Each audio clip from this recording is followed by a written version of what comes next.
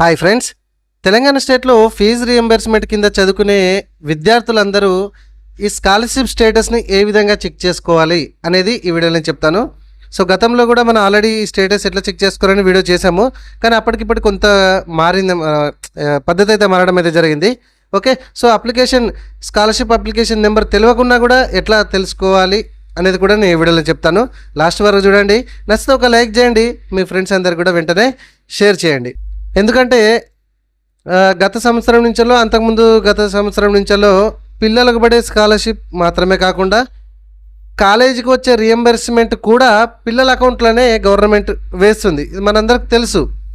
అయితే ఇప్పుడు ఎగ్జామ్ ఫీజులు ఎవరైతే కడుతున్నారో అప్పుడు కాలేజీ యాజమాన్యాలు ఏం చేస్తున్నారంటే ఈ స్కాలర్షిప్ మన కాలేజీకి పడేటటువంటి అమౌంట్ రియంబర్స్మెంట్ ఆర్టీఎఫ్ ఏదైతే ఉందో అది తీసుకురమ్మని చెప్తున్నారు. సో అక్కడ ఎగ్జామ్ ఫీజు కొంచెం అది మీరు కడితేనే మేము ఎగ్జామ్ ఫీజు తీసుకుంటామనే కాన్సెప్ట్లో యాజమాన్యాలు అయితే కొందరు చూస్తున్నాయని కొందరు అంటున్నారు. సో అది ఎంతవరకు నిజమో కాదని నాకు తెలియదు. అయితే మనం కూడా ఖచ్చితంగా యాజమాన్యానికి చెల్లించేటటువంటి ఏదైతే ఆర్టీఎఫ్ ఉందో అది మన అకౌంట్లోకి వెళ్ళి తీసి యాక్చువల్గా వాళ్ళకు కూడా మనం ఇవ్వాలి, అది పద్ధతి. అంతకుముందు అంటే కాలేజ్ యాజమాన్య అకౌంట్లోనే వాళ్ళకే పడేది కాబట్టి మనకు పెద్దగా ప్రాబ్లం అయ్యేది కాదు, ఎవరిది వాళ్ళ అకౌంట్లోనే పడేది. ఇప్పుడు స్టూడెంట్ అకౌంట్కు సంబంధించి స్టూడెంట్ అకౌంట్లోనే పడుతుంది.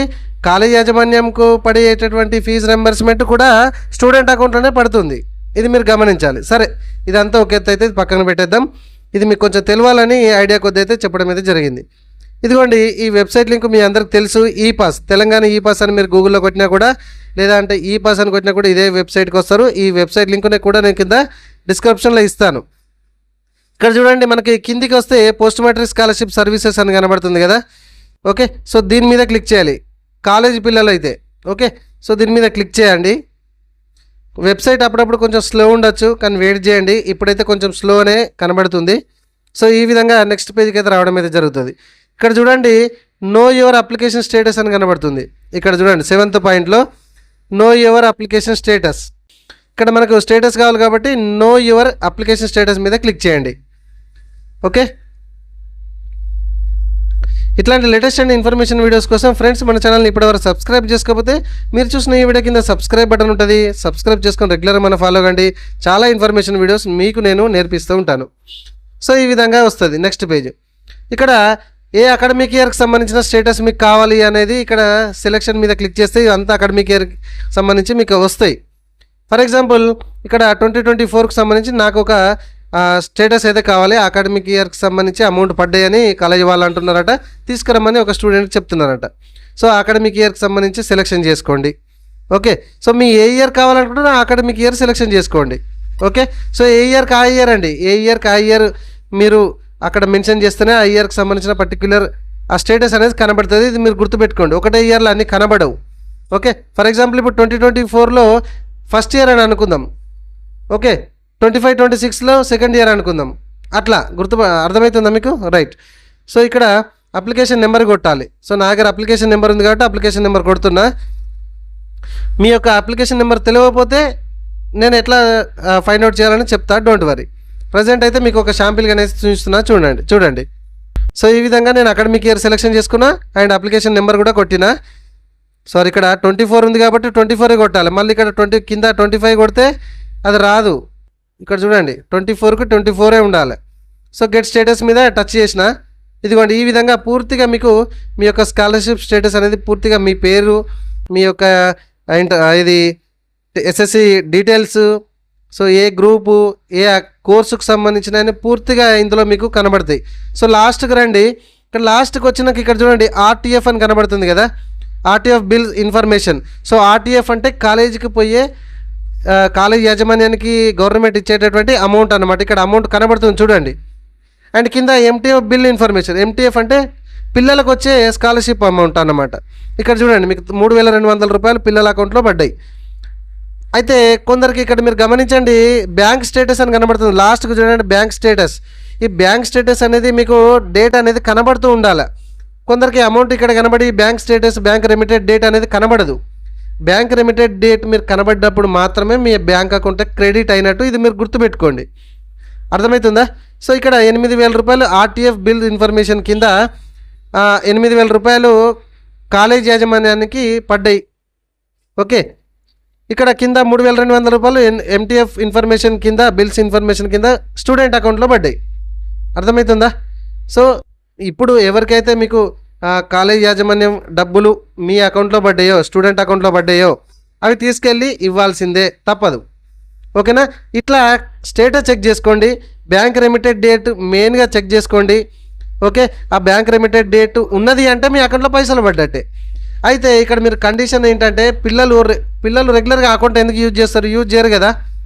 కాబట్టి రెగ్యులర్గా యూజ్ చేసే ప్రయత్నం అయితే చేయండి. ఎందుకంటే రెగ్యులర్గా యూజ్ చేయకుంటే ఇనాపరేటివ్ కింద పడి అమౌంట్ క్రెడిట్ అయ్యే అమౌంట్ కాస్త రిటర్న్ వెళ్ళిపోతుంది.